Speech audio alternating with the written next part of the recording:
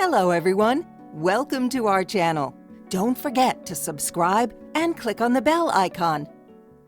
In this tutorial, you will learn how to place anything into perspective in Photoshop. We all know if you want to composite multiple photos together, there's a lot to pay attention to.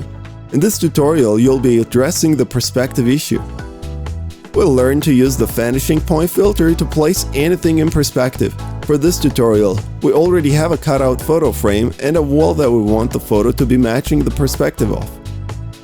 Getting the right perspective in Photoshop has never been easier than with the vanishing point filter.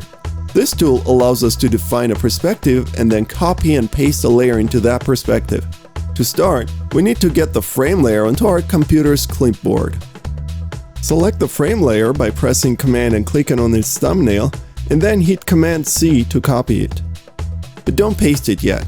Create a new layer and then go to Filter, Vanishing Point.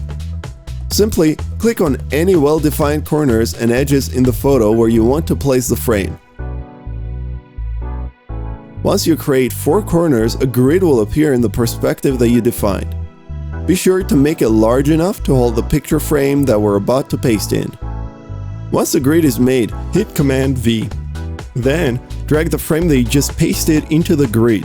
Photoshop will automatically transform the frame into perfect perspective. If it doesn't look perfect, you can move and adjust those points you made until it's right. When done, click OK. From here on, you can use various techniques to make your frame look three-dimensional and interacting with the lighting. But all of that solely depends on your particular case. If you're trying to put a banner on a wall, for example, making an extrusion won't be necessary. Thanks for watching.